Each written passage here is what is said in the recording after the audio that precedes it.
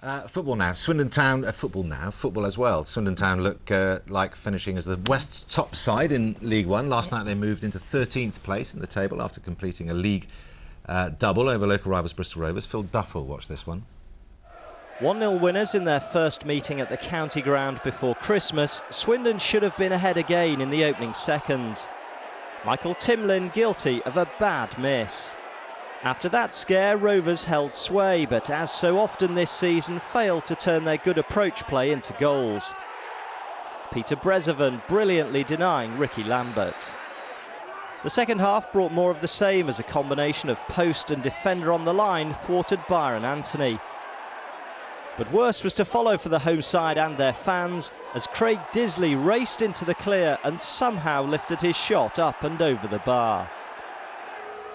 Seconds later, Swindon made them pay with Simon Cox heading a 74th minute match winner. That is the worst we've played in terms of passing, in terms of possession. It's 3 points, it's a strange game, football. We've 5 or 6 weeks ago I was moaning because we were playing great and losing every week. It was never going to be passing football, pretty football. So at least we got the 3 points, and now we're climbing back up the table. Disappointing home record, and unfortunately that's continued for us today. So we've got one game left to try and rectify it a little bit, give the fans something to go home happy about, and but we're going to have to work hard and stick together to be able to do that. So joy for Swindon, but not exactly the way Rovers wanted to finish in probably their last ever derby game at the Old Style Men. Phil Duffel for the West Tonight. The news filtered through as Rovers fans left the game. In the dressing room, they seemed to welcome it. That's the way it is, and I'm sure there'll be more announcements coming about where we're going to play. But from our point of view, to have some pre-season games here and maybe have a few training sessions on here will help us. Rovers could make an announcement next Monday about where they will play next season. Cheltenham still seems to be the favourite, but it could be Swindon. Both sides had their chances last night. Rovers' best opportunity came when Craig Disley found himself all alone, only to put the ball over the bar. Simon Cox headed the game's only goal. Town looked likely to finish mid-table, but their manager denies suggestions that they could have made the playoffs. I think the playoffs were maybe too much of a target instead of just playing away and concentrating on the games. I'm not too sure if we're good enough to go and play in the playoffs, but I'd like to have been far further up the table, that's for sure. Definitely a fair result. It's always good to beat your rivals. The result's excellent. 1-0. All counts, don't they? Get a better striker. We got the money. Who cares about the ground? But we need a new striker to go up or stay in the league. Rovers say a new striker is their top priority this summer. That's if you don't count the ground, of course. Let's kick off at the Memorial Stadium, where Rovers played Swindon in a fixture which had to be switched due to Rovers' FA Cup run. The fortunes of the teams have changed a bit since then, so let's see how they got on last night with commentary from Pip DeFell. Away we go then, towards the end of the season, both clubs having consolidated their positions in League One. Some might say it's a game with nothing on it. Try telling that to the diehards amongst these supporters. Local pride counts for a lot.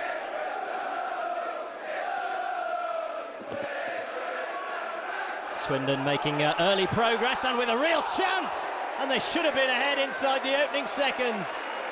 Timlin, a goal scorer on Saturday, has squandered a golden chance here to give Swindon the lead in the opening moments.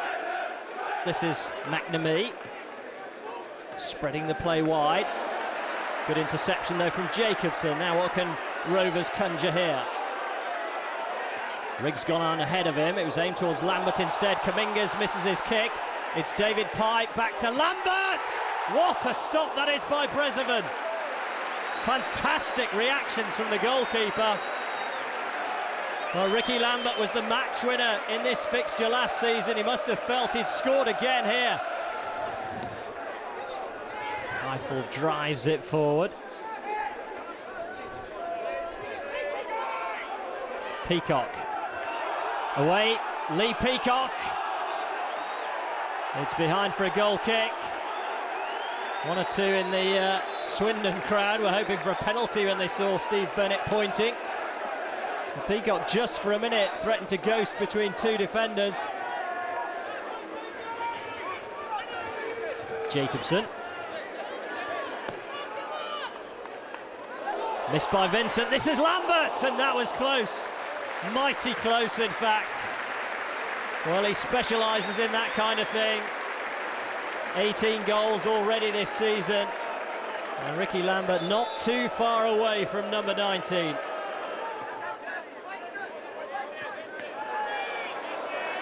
The bounce fell kindly for Cox. Turned his man. In the middle is Peacock! Possibly Swindon's best chance since the opening seconds. Paul Trollope acting as ball boy. So long, of course, Paul Trollope, a Swindon man himself, just like his dad before him. Massive players on the edge of the penalty area. They'll all break from there to try and get a yard or two of space. Campbell with the outswinger. Elliott's up there, and it's touched goalwards and away. Off the line by Brezovan, I think it was. Lambert's effort, not for the first time tonight, he's denied. Just couldn't get it through the forest of bodies between him and the goal. The score stays the same with an hour or so gone. We may just see a bit of movement on the benches on the far side. This is Cox for Swindon. That's a good try. Took a deflection. And Simon Cox is due a goal. He scored 2 against Oldham at home recently. Lambert to Pipe. Lescott on the overlap. Disley makes a run to the near post. Good challenge by Kaminges. It was important for Swindon that he stopped the threat at source there.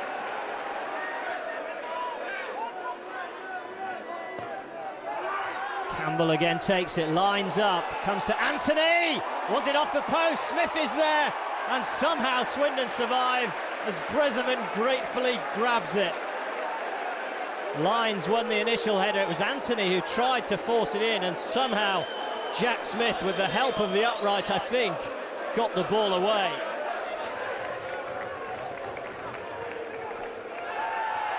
Obstruction surely on the far side. Smith on Rigg.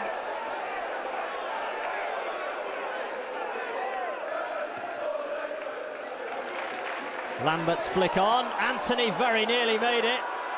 Disley's header away by Kaminges. Chris Lyons, edge of the penalty area. Panic stations at the back for Swindon. Brezovan restores order.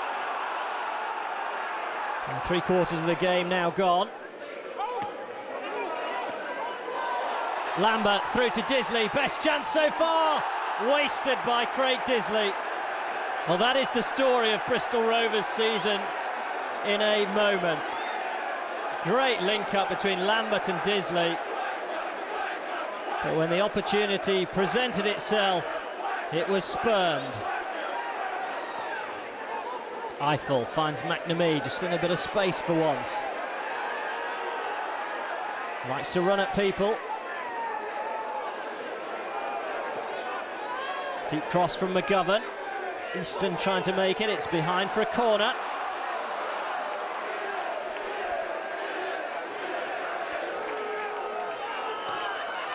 McGovern plays it in, and Cox turns it in, and out of nowhere Swindon lead. Simon Cox, goal number 14 for the season, and as simple as you like. You have to question the Rovers' marking. He's one of the smaller players around. Corner played in, right underneath the crossbar almost, and Cox, well, he couldn't really miss from there, could he? Phillips forward. It's game, set and match to Swindon Town over Bristol Rovers for this season. For the second time they win by 1-0 to complete a league double. Well, just before Coxey scored, they had a right good chance. The lad's through and he hits it over a bar. And Eddie Williams turns to me and says, well, that same had their best chance. Can we score our only chance? That's how the game looked. There'll be one chance each maybe. And although you wouldn't say Coxey's was a stick-on chance, you know, he gets in front of the defender and scores. So we've got something to defend after that, and I thought we defended it excellently. It was never going to be a pretty game. You know, it was a local derby. You know, it was going to be naughty sometimes. You saw it. You know, our place it was 3 or 4 sendings off, so it was never going to be a pretty game. It was never going to be passing football, pretty football. So at least we got the 3 points, and now we're climbing back up the table. We crafted a very good opening, a great bit of skill and vision from Ricky Lambert to put Craig Disley on a great forward run. And he's missed an opportunity one-on-one with the keeper. His goal scoring record's pretty good for a midfield player this season, and he got in some good positions tonight. So I'm not going to be too harsh on him, but he's disappointed that he didn't take it. And the first goal in tight games is always going to be crucial, and unfortunately they got it. Well, Andy, good news then for you. Good news for Swindon Town. 2 wins on the bounce. First time for Maurice Malpass. Indeed, yeah. It's actually three wins out of 4 now as well. So does that mean things are turning then? Because he's had a bit of flack. Yeah, he came in. He got a lot of stick because I think he wasn't the big name that fans wanted. Fans wanted a Martin Ling, a Luke Neuholt, perhaps a player they'd heard of. Maurice has come over to England for the first time, but he's turning it around, and fans are beginning to realise that it's good times ahead, I think. Have you been giving him a hard time in the paper? Apparently I have, but I don't think I have. But obviously results are turning, so we'll be more positive with the coverage as well. Absolutely. Danny, it's just gone wrong, hasn't it, for Rovers since you headed the ball back in that West Brom game? Had to get it in. Well, I think he was offside, to be fair, yeah, Jay. Yeah. But yeah, we obviously had a great cup run. That come to an end, and I think it probably has affected us a little bit. But I think overall it's been a good season for the players and the club, and we'll take that. Chances last night, Brezovan in great form. Yeah, I think from the first save from Lambert, he was is a fantastic save, to be fair to him. I think if he carries on pulling saves like that, I don't think he'll be there for too long.